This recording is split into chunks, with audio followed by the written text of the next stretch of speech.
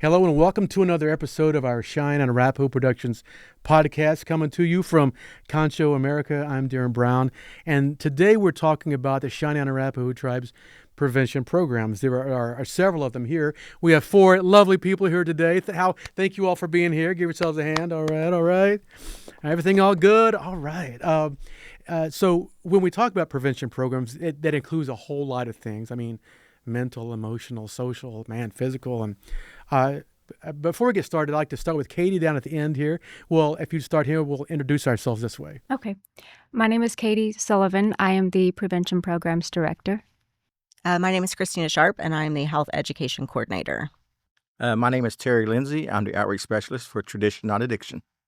How about my name's Kendrick Sweezy. I'm with the Empower program. I'm the coordinator. Okay, and we have one more person who could make it, right? Yes. Zachary Blackout. He's the Prevention Programs Director's Assistant. Zach is busy these days, I know. He is. He does such a great He's job. in high demand. Well, Katie, since you're the director, let me throw the first question out to you. We just said a lot of stuff there, and there's a lot of, I know everyone's got their own kind of probably things they do in front of them they concentrate on, but I'm sure there's a lot of crossover as well. So could you, as a director, give us an overview of our prevention programs here at the tribes? Yeah, so of course we're compiled of several programs, and the ultimate goal is to raise awareness, provide education over mental health, taking care of yourself, tobacco usage, underage drinking, substance abuse, and a lot.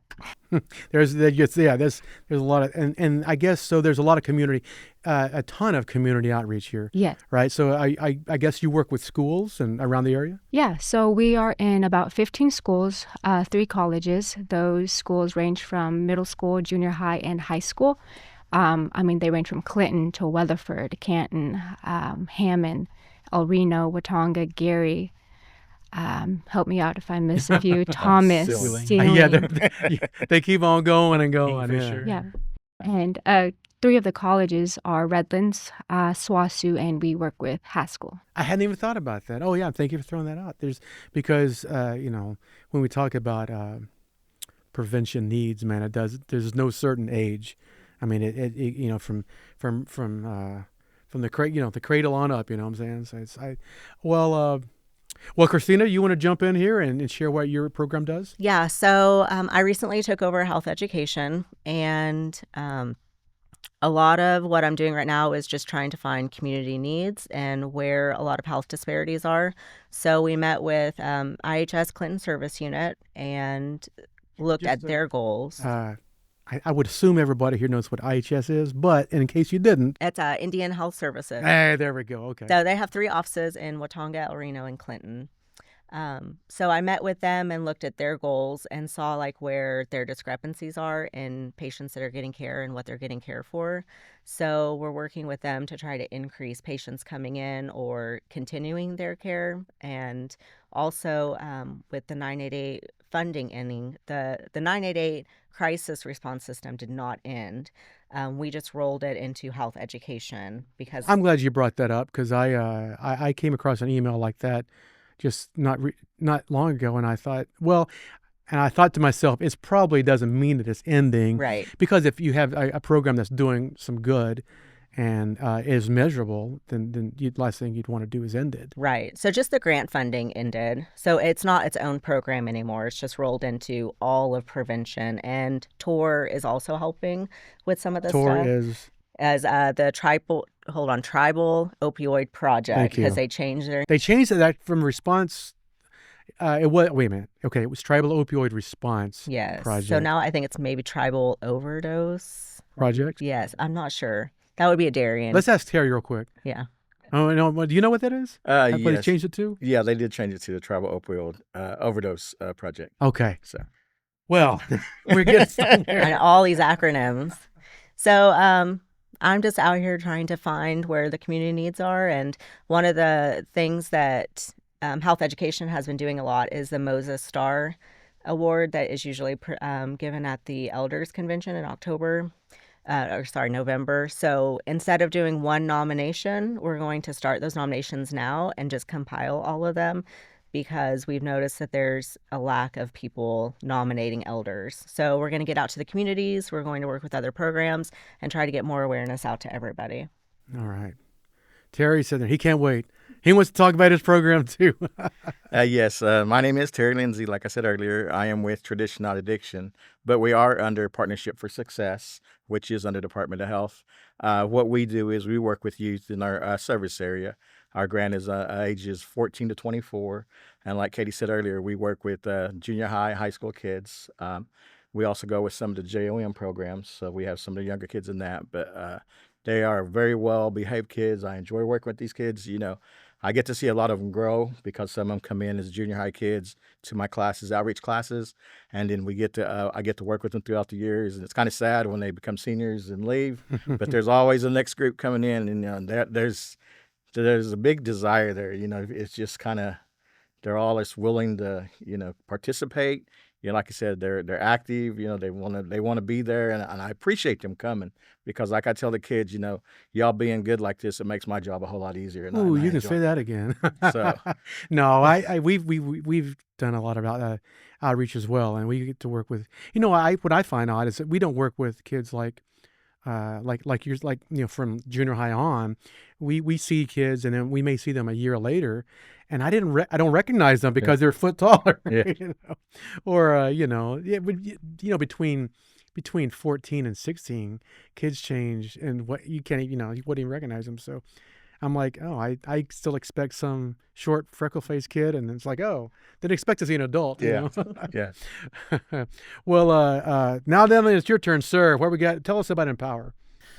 Well, my name's Kendrick Sweezy. I'm the coordinator for Empower program, which the acronym is Making Policy Over Wellness Equity Reality, which is I'm glad you brought that up. state-funded grant through the Oklahoma State Department of Health. And so our main objective is to cover commercial tobacco, and there's 4 different sections towards that grant objectives that we got to cover. So the first one would be your smoking tobacco, and everybody knows all the smoking tobacco: cigarettes, cigars, pipes, hookahs. Smokeless tobacco is any of your chew, any of your dips, your snuff. And then the third one, which is up and coming, is vaping or e-cigarette devices. And so we focus on those 3 items: prevention, cessation, and then just the overall health care effects of using those products. And the 4th portion that we cover on is sacred tobacco.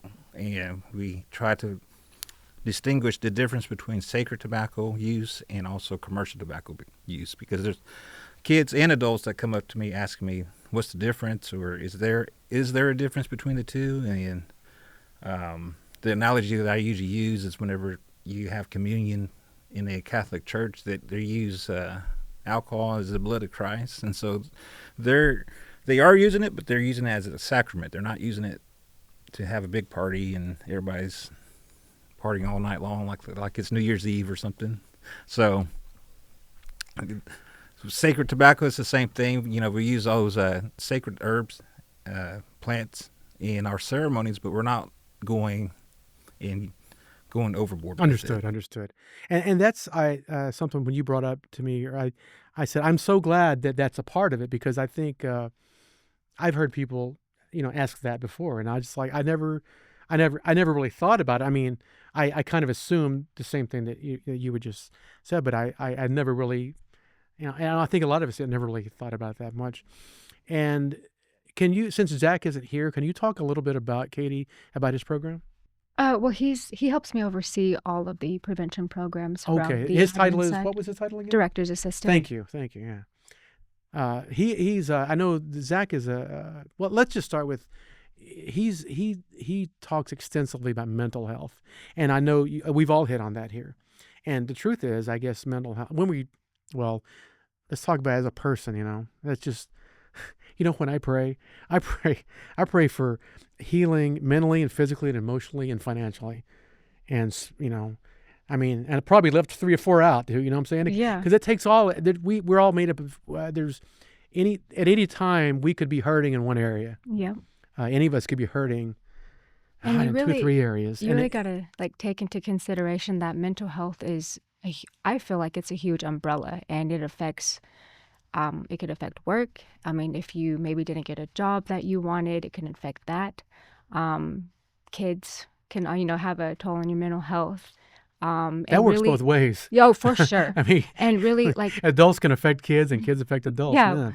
And so, like, when we talk about mental health, we also talk about risk factors, protective factors, understanding your mental health, identifying how to reach out to a trusted adult, especially when kids are going through a hard time. And so, I mean, there's so many topics that we talk in within the schools. And I wish we actually brought the surveys from last year because, one, we are doing better than the state of Oklahoma. And we are doing so much better than when we first started.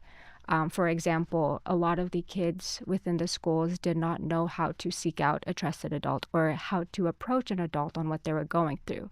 And so we tailored each school by how they tested. And so let's say, for example, 3 schools tested high and they needed more education on mental health, suicide prevention, depression and anxiety, panic attacks. Another school, a couple of them tested high in underage drinking, marijuana usage, substance abuse usage.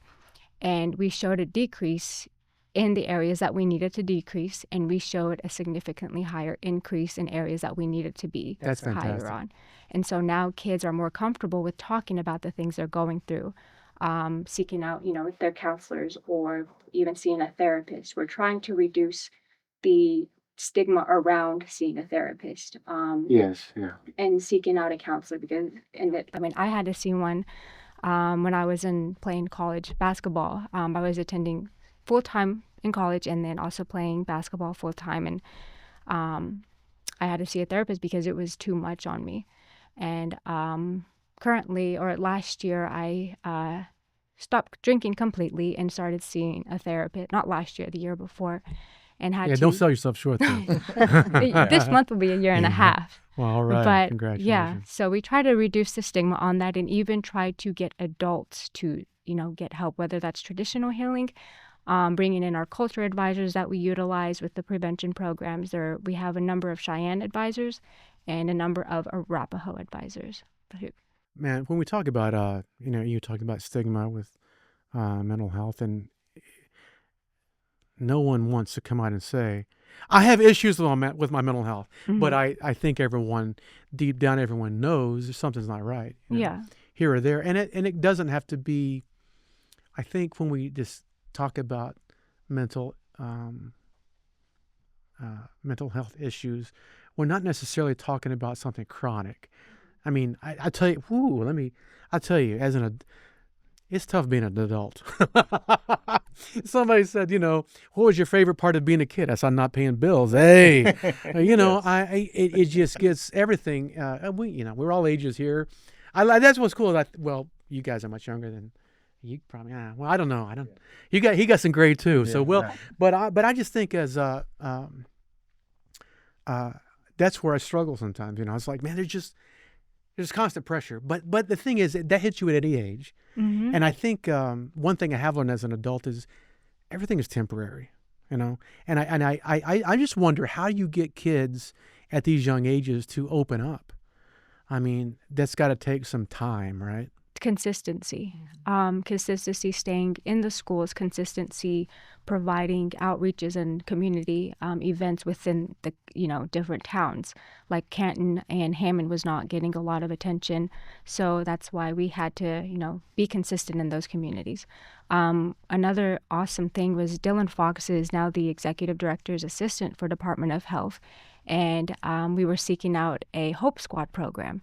And you got to tell me what that is. So Hope Squad, I can't remember the exact acronym. Oh no! But it's a we'll let her slide this time, right? Yeah. Thank you. It's a suicide prevention program initially, and actually my dad was the first one within the state of Oklahoma to bring one to Anadarko Public Schools. When they had about 3 suicides back to back to back. I think I remember and that. And so I had the honor of being an advisor in that Hope Squad. And we basically, it's a program, suicide prevention program. The founder, CEO, his name is Dr. Greg Hudnall out of Utah. And there's over 2,000 active programs within across the nation and over 46 programs within the state of Oklahoma. And so right now Dylan had wrote for the small grant of funding through Integris, and we were funded. So Hammond High School has a Hope Squad.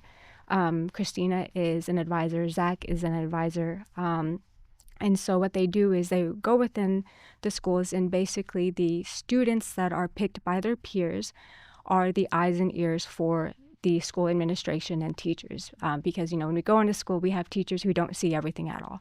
But students, they're trained to identify different things that a student may be going through: suicidal ideation, signs of depression, signs of anxiety, and they're able to tell a trusted adult about the student, and also, if get the parents involved.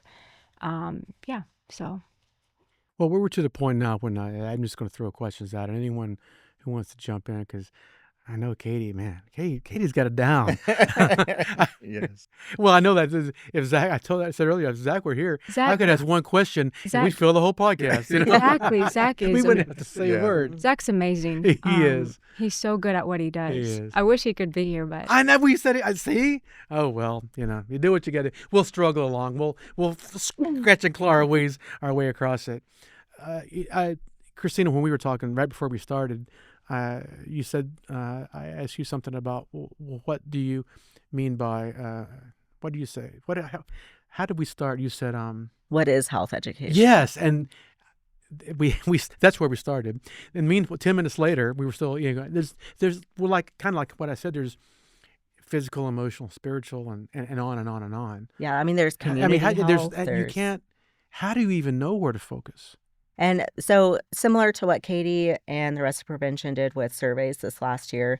So we're going to be working with Diabetes Wellness. They also got a grant through Southern Plains Tribal Health Board to look at community health data.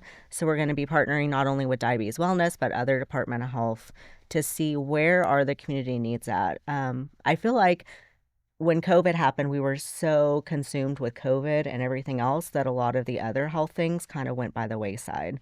So we're trying to make sure that people are still educating themselves on things like that, like cancer screenings is a big one. Diabetes, of course. We have a lot of amputees because they're not getting wound care or not going to the routine visits. We're going to be increasing a lot of community visits and things like that. So the great thing about health education is we can pretty much educate on everything. The scary part is that there's so many things to educate on, and there's so many needs out there.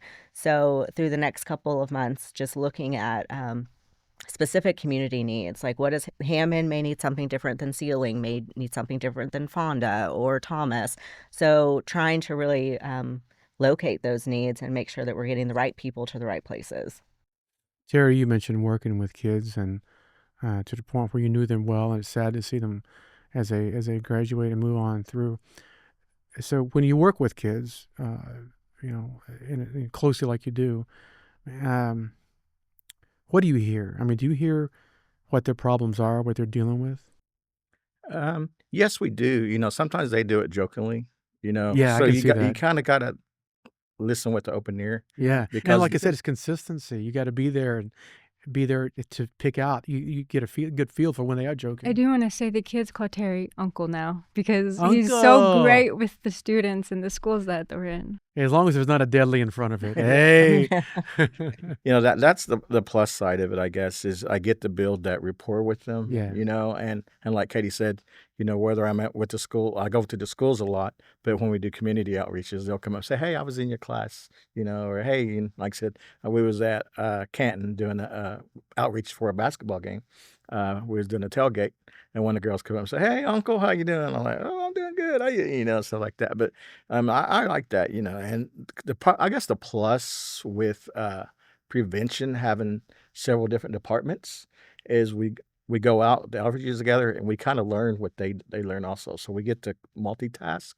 So, we go back to talking about mental health, and talking about age, when I was younger, if you talked about mental health, first thing that came to your mind is you're crazy. Yeah. So we get the opportunity now to distinguish between that and tell the kids that it's okay to talk about mental health. But if I was to talk about mental health back when I was a youth, you would think of maybe Norman, Yeah.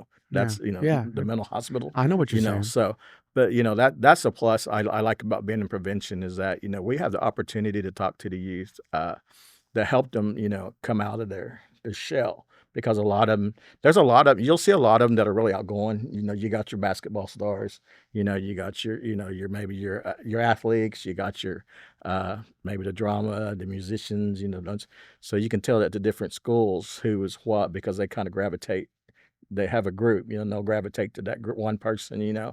So I kind of watch that as I see when the kids come in, and you'll have those ones that are maybe like the freshmen that kind of sit at the table by themselves. So I always try to make sure to acknowledge them, the younger ones and the ones that don't get a lot of attention. So I try to, get them involved. Because once you start getting them involved, they start opening. It's like a book. Yeah. Once you it's open the amazing book, how that then happens. they just, then you can't get them to be quiet sometimes, Huh. But, I always try to make sure to acknowledge everybody when they come in. Hello, how y'all Yeah. doing? How's your weekend? Stuff like that. So I think once you acknowledge them and let them feel like they're important, I feel like I always need to try to make them feel like they're important because they are. They're our future. Man, So- that's true. I was, like I said earlier, we don't work with kids, the same group of kids consistently, but we over the, with the stuff we do, and sometimes we get to go to like at Indian Youth Career Day and present at different workshops and stuff like that.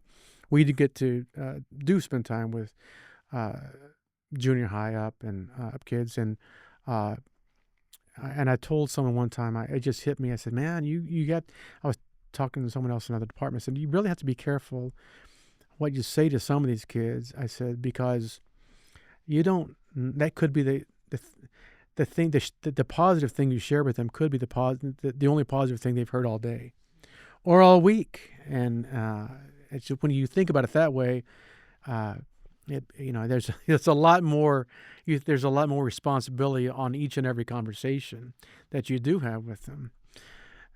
Kendrick, we were talking about tobacco. Like I was saying, when I was in high school, everybody carried a can of Skull, or in Copenhagen.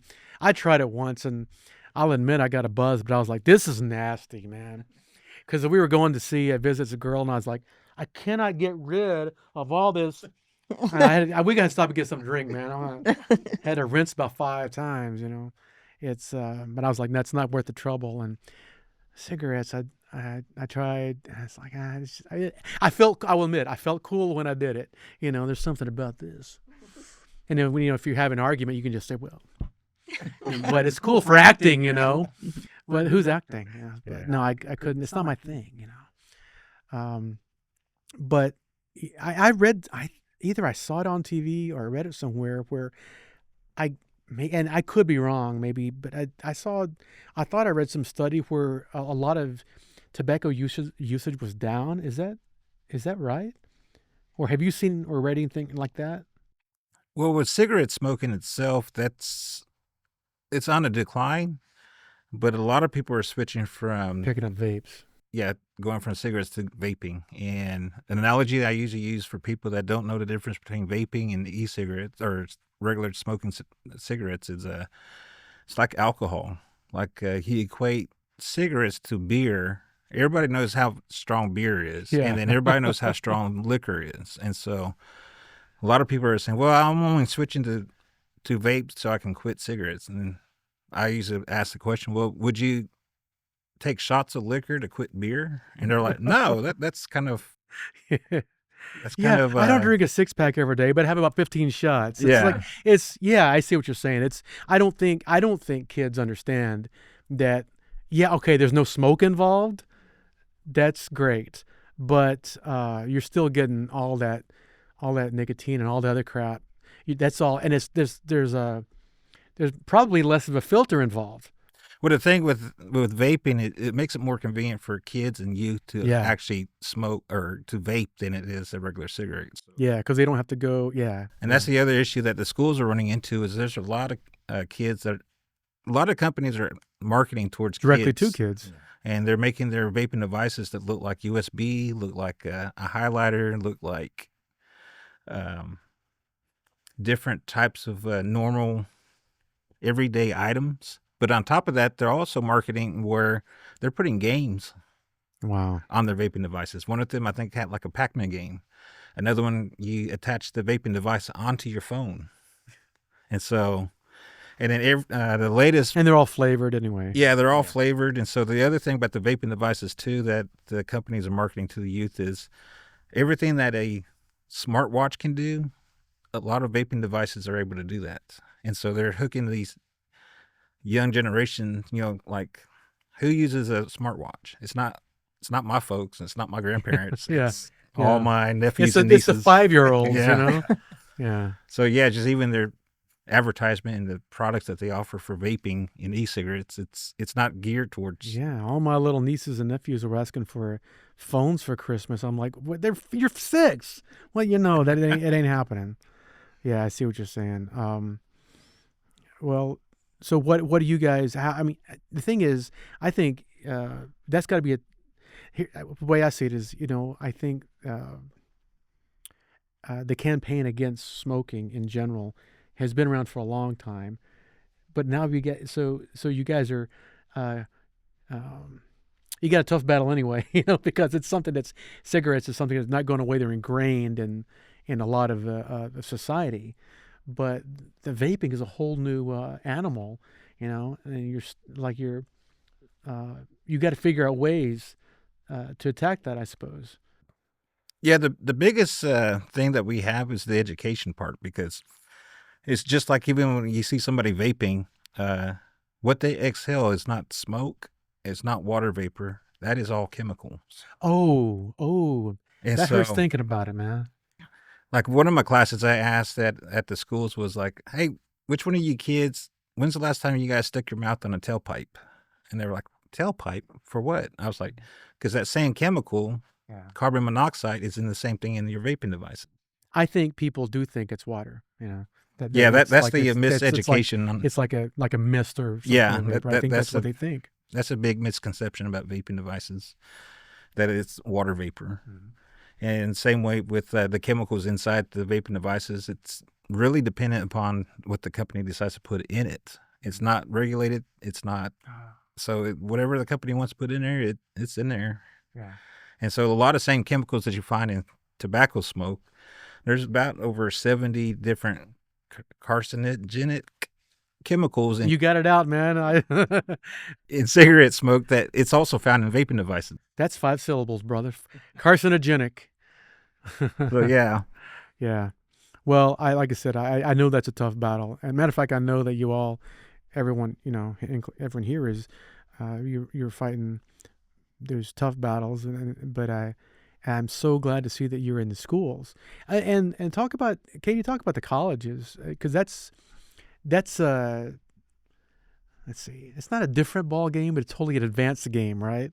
Yeah. So You're dealing with probably kids who have a better understanding, but you're also dealing with somebody who's had 4 or 5 years to be more set in their ways. Yeah.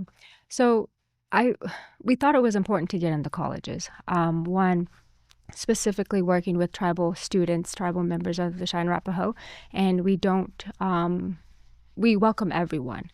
And when I was in college, I went through a lot of mental health issues, just within myself, and being in college was overwhelming, especially being a full-time student athlete is overwhelming. We really take into consideration and the fact that us as Native Americans, we come from big families. We're so family oriented, and going away from our families, whether it's out of state, 2 hours away, 3 hours away, it can take a toll. And us meeting their needs, we approach it in the way how we can serve you. What do you need from us? And so we work with the JOM. Terry, correct me if I'm wrong, the Indian clubs within the colleges. Like for SWASU, we work with our Indian club. With Redlands, we work with Redlands students all across the boards. With Haskell, we're actually going to Haskell on the 29th to have our quarterly meeting with the Cheyenne and Arapaho council there. That's what I was going to ask. So, yeah, they're like, what, 5 hours away, Yes. basically? That's a tough one. Hmm. It is. Too bad you can't like teleport there. I know. I wish we could. Or have some kind of high-speed train. I don't. But there's no easy way. It's just 5 hours. You can't get around it. Hmm. Maybe 4.5. I don't know. So, but how does that work? Tell me what goes on. There's because I know we have probably nearly 40 CNA 35 kids up there. students. That's 30 a good. That's Yeah. a good group. So back in September, we did go with the executive office when they had the butchering the of the buffalo, buffalo. Yeah, we hosted harvest. that mental health panel, and we really try to focus on mental health, of course, taking care of yourself. And Dylan Fox, Zach, and I were on that panel, and we invited Jasmine Johnson, who's now getting her master's at Yeah, she just KU. graduated. Yeah, high she school graduated not from long high ago. school, going to KU to get her master's. And so we want to really utilize Cheyenne and Arapaho students within what we're trying to do, especially also within our events that we do. We try to pick out and invite Cheyenne and Arapaho elders, tribal members who can teach the different ways of the Cheyenne and Arapaho cultures and traditions. And I mean, we invite anyone who can come. And so Terry can kind of hit on what they've done with SWASU, and I believe Christina can too. But they've invited us to different outreach events, and we go and set up booths. We also have had. I'm kind of going off the top of my head. We've had we partnered with their Indian club and brought in Christian to speak there. I don't know if it was last year or the year before. And you're but- referring to Christian Wasani. Thank you. Yes, sorry. And he highlighted, the things that he's been through and told his story. But yeah. Well, just kind of add on to what Katie was talking about and kind of piggyback off earlier whenever you were asking about having the youth to buy into these messages that we're trying to convey. Another part, as far as me personally, I'm involved with a lot of our cultural events or cultural ceremonies. And that's the other thing, too, whenever we go to these schools, they actually recognize me from dances to Native American church meetings, sweats, Sundance. And it gives these kids an idea that, hey, you can be culturally involved. That guy's like me, or he looks like me, or he goes to these things. I've seen him before. And whenever we go to our events, whether it be outreach events or classes or even to these colleges, that's another message I convey, not only about commercial tobacco and mental health, it's also the cultural part of it. Like, it's okay to be indigenous. It's okay to be Cheyenne. It's okay to be Arapaho. It's okay to be whatever tribe that you're from. I needed you to say that. Yeah. And it's also I'm a little okay. Pueblo dude sitting over here, man. I'm a I need some Navajo. love. And so, yeah, and we've come across some tribes from the Southwest, Southeast, and so we don't want to exclude them, but at the same time, we don't want to exclude people that are I hear non-native you. too. And Yeah. just like I tell my own sons, you guys are very important. You guys are the future of our tribes, and we're going to invest a lot into you because you are worth something. You have a place amongst our tribes or societies, and you're our future leaders, our future warriors, future chiefs. Yeah. You guys are very important. I want you guys to also understand that you guys are of high value, and sometimes I know even my own relatives, some relatives don't. My own relatives, some of them don't hear that from at home, Man, so I man. try Getting me in the feels now. trying to encourage them, to have them be a good role model for them. Graduated from OU, graduated from Gary, graduated from Redlands, and so to me, I'm just a little Indian boy from Gary, Oklahoma, but same time, I want them to understand, like, hey, if he made it that far and he works for the tribes and he's doing this, like, I can do that too. Yeah, So- thank you so much for bringing that up. For keeping us grounded here in with cultural and traditional values. It's like so what we know is, like, even within a certain tribe, not everyone is raised with parents and or grandparents who speak any language, and maybe they do, but maybe they were raised partly traditional, maybe not traditional at all, and but just because, and we may all kind of be the same color, but we got totally different backgrounds, and all tribes, are working here, and at this tribe, and so I thank you for bringing that up, because that's something I was talking about with someone here recently. It's like,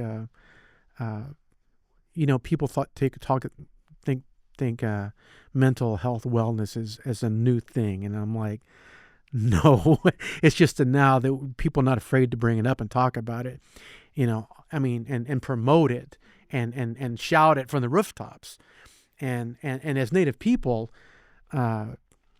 maybe I'm sure that 200-300 years ago they didn't call it mental health, but there was probably some term to describe something like that, and I think it was known among everyone that if you don't have this, then you are not. You're unbalanced. That's what I would call it. We all have, through the course of a day, a week, and month, a year, we have an imbalance. Mm-hmm. And I think that is the struggle, to keep those things in balance. And God, with every passing year, I'm sure it gets tougher and tougher. What is real quickly, if I can, so I don't care which way, let's start here with you. What do you want kids to know? I want them to know that they are very valuable and that they have a place in our tribes. And I know mainstream society, it's kind of a dog eat dog world, and it's an I society.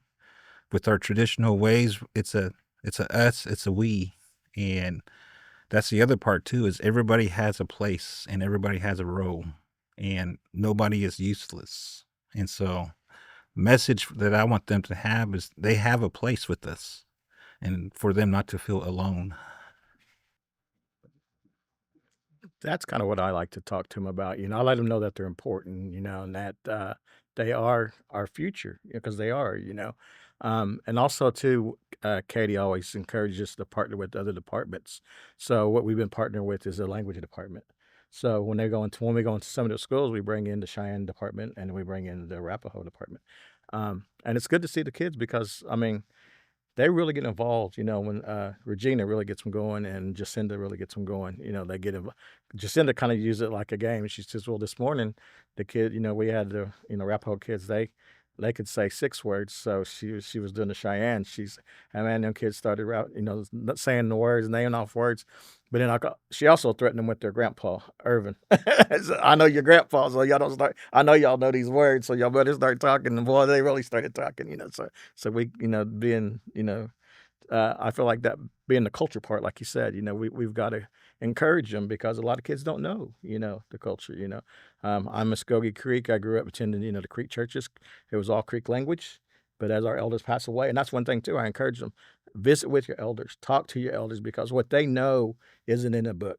And when these elders pass away, that's y'all's losing a part. We're losing a part of our heritage, our history. So that's the only way we're going to continue to pass that on, is talking to them and learning it. And if we don't, then pretty soon it's going to be, nobody's going to know about our history, because like I said, it's not in the book. You can go to colleges and stuff, and you're not going to learn that, what the elders have to tell us. So I just like to encourage them and just, pretty much just tell them that, you can be what you want to be. Just, go for whatever you want to be. You can be whatever you want to be. So don't let nobody hold you back. And Christine, I know I said kids, but we're talking people of all ages. So before taking over health education, I was going into the schools. I still am going into the schools. And a lot of the lessons I do is like how to feel your emotions, how to talk about your emotions, that feeling in your stomach is not okay. So what is that? Is it anger? Is it sadness? Is it hopelessness? And then, it's okay to break cycles. It's okay to be the person in your family that does something different, that steps out of your comfort zone, that removes yourself and says that's not what I want. I want better for me. I want better for my community. I want better for my family and future generations. But somebody has to start. Katie, you get the last word. What was your question again? I'm thinking of everything. What do you want? There's so many great things that you guys do, mm-hmm. but what is the overarching? What do I want them to know? Yeah, the thing that you want them to know. That they are loved, Um, And you got to receive it. Tell them they have to receive it. yeah.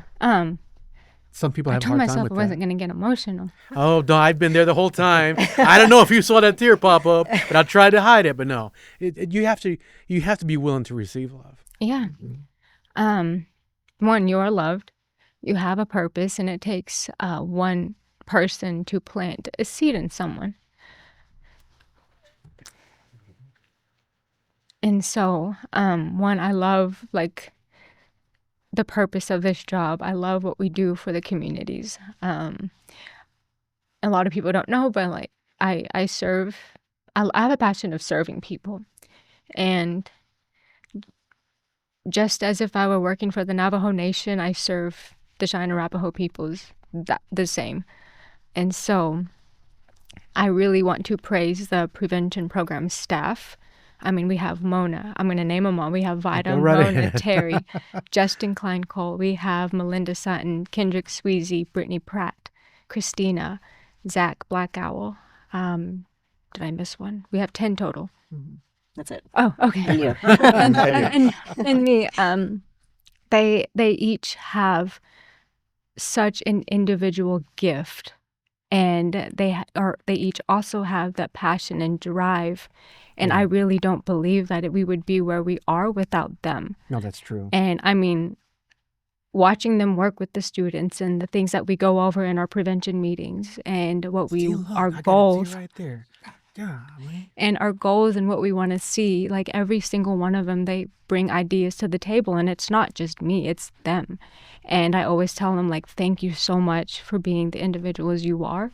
Thank you for the work you do, the passion and the drive that you all hold within yourselves, because it doesn't go unnoticed. And they are making a difference. I mean, last year, whenever we were going over the post surveys that we had, it was emotional because just to see the feedback that we were getting from the kids.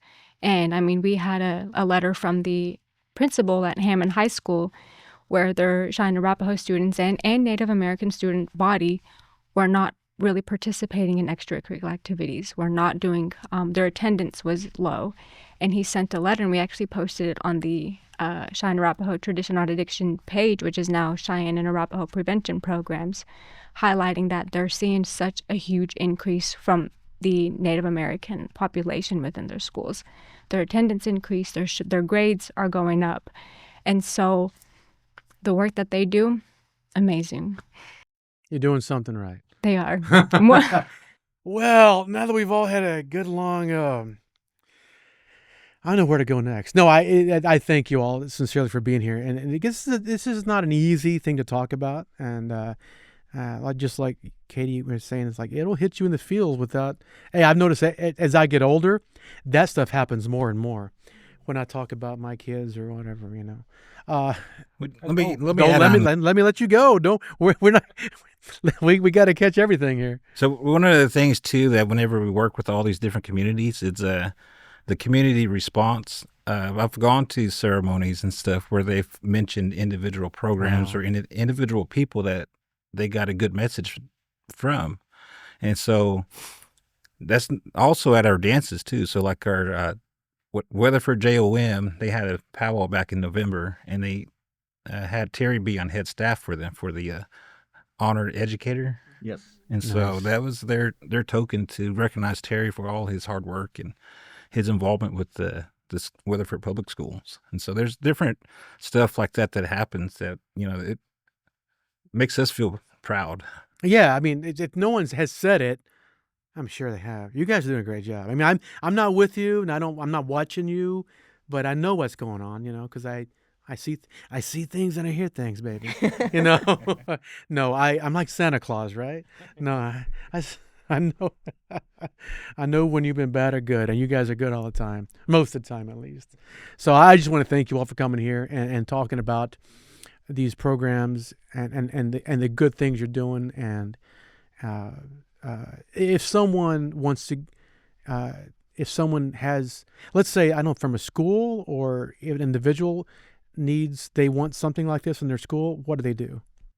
They could reach out to any of us. I mean, they'd contact you at the health department or just Yeah. the health department in general. Just call our general So, number. yeah, usually when I've had a couple people contact the main admin building, and then they send them right over to us. Somehow they'll get to you. It'll get to us, All and then we want to reach everyone, as many people All as right. we can. So we're all for it. We're ready to serve you and provide whatever we can for you and meet your needs. So Well, thank you all so much for being here.